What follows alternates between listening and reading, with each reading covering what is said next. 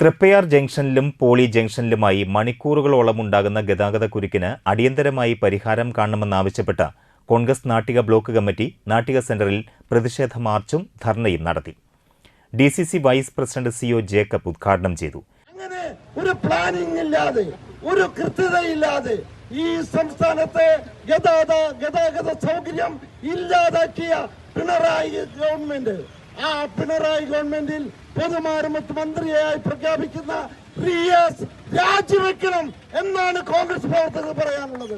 ഇത്രയും ജനങ്ങളെ ദ്രോഹിച്ച, ജനങ്ങൾക്ക് ബുദ്ധിമുട്ടുണ്ടാകിയ ഈ ഗവൺമെന്റിന്റെ മന്ത്രി രാജിവെച്ച് ആ തെറ്റുകൾ ഏറ്റെടുത്തുകൊണ്ട് മുന്നോട്ട് വരണമെന്ന്. ദേശീയപാതയിലെ നിർമ്മാണത്തിലെ മെല്ലെപ്പോക്കും ക്രമക്കേടും അശാസ്ത്രീയമായ നിർമ്മാണവും അവസാനിപ്പിക്കണമെന്നും ആവശ്യപ്പെട്ടു. Nattika block Congress president PA Shoukath Ali അധ്യക്ഷത വഹിച്ചു. DCC ജനറൽ സെക്രട്ടറിമാരായ Anil Pulikkal, K Dileep Kumar, VR Vijayan, Shobha Subin, advocate Sunil Lalur, KV Dasan, block vice president TB Shine, Jeeja Sivan എന്നിവർ സംസാരിച്ചു.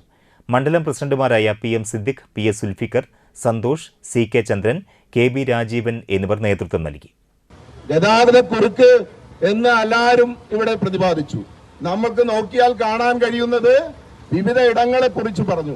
കാഞ്ഞാണിയിലായാലും വാടാനപ്പള്ളിയിലായാലും തളിക്കുളത്തായാലും അങ്ങനെ നമ്മുടെ തൊട്ടപ്പുറത്ത് എടമുട്ടത്തും ചന്ദ്രാപ്പിനിയിലും കയ്പമംഗലത്തും എല്ലാം വലിയ ഗതാഗത കുരുക്കാണ്.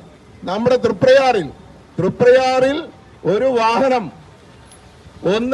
ഒരടിയോ ഒരു മീറ്ററോ കടന്നു പോകണമെങ്കിൽ എത്രയോ സമയമാണ് എടുക്കേണ്ടി വരുന്നത്.